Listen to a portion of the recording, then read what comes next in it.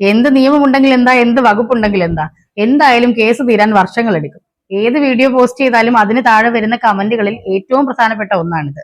ഇതൊരു പരിധിവരെ ശരിയാണെന്ന് തന്നെ പറയാം. കാരണം സാധാരണഗതിയിൽ സിവിൽ കേസ് കൊടുത്തു കഴിഞ്ഞാൽ 1 കൊല്ലം മുതൽ 10 കൊല്ലത്തിലേറെ വരെ സമയമെടുക്കും കേസ് തീരാനായിട്ട്. എന്നാൽ കേസ് തീരുന്നതിന് മുൻപ് തന്നെ സത്യം പുറത്തു കൊണ്ടുവരാൻ കഴിയും.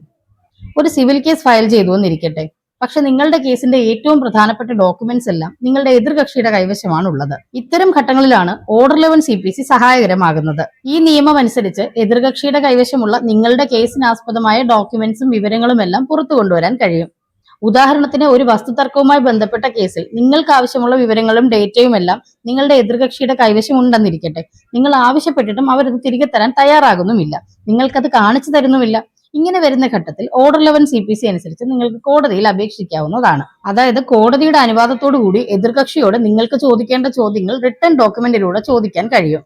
ഈ ഡോക്യുമെന്റ് നിങ്ങളുടെ കൈവശമുണ്ടോ, എന്നാണ് ഈ ഡോക്യുമെന്റുമായി ബന്ധപ്പെട്ട ഇടപാട് നടന്നത്, തുടങ്ങിയ ഈ കേസുമായി ബന്ധപ്പെട്ട നിർണായകമായ ചോദ്യങ്ങളെല്ലാം തന്നെ നിങ്ങൾക്ക് എതിർകക്ഷിയോട് ചോദിക്കാവുന്നതാണ്. കൂടാതെ എതിർകക്ഷിയുടെ കൈവശമുള്ള രേഖകൾ കാണാനും പരിശോധിക്കാനുമുള്ള അവകാശവും ഇതുവഴി ലഭിക്കും. ഇങ്ങനെ ഓർഡർ 11 CPC അനുസരിച്ച് ആവശ്യപ്പെട്ടതിന് ശേഷം കോടതി ഉത്തരവ് ഉണ്ടായിരുന്നിട്ടും എതിർകക്ഷി ഡോക്യുമെന്റ്സ് ഒന്നും കോടതിയിൽ ഹാജരാക്കാതിരിക്കുന്ന പക്ഷം കേസിനെ ഇത് സാരമായി ബാധിക്കും.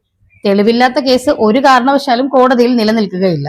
അതുകൊണ്ട് തന്നെ എതിർകക്ഷിയുടെ വാദം ദുർബലമാവുകയും കേസ് മൊത്തത്തിൽ വീക്കാവുകയും ചെയ്യും. ഏതൊരു കേസും ജയിക്കുന്നതിന് തെളിവ് വേണം. ആ തെളിവിലേക്ക് വേഗത്തിൽ എത്തിക്കുന്ന നിയമമാർഗമാണ് ഓർഡർ 11 CPC.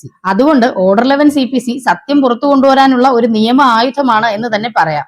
ഇത്തരം സാഹചര്യങ്ങൾ നേരിടുന്നവർക്ക് ഈ വീഡിയോ ഉപകാരപ്പെട്ടേക്കാം. അതുകൊണ്ട് വീഡിയോ ഷെയർ ചെയ്ത് ഇൻഫർമേഷൻ മാക്സിമം ആളുകളിലേക്ക് എത്തിക്കൂ.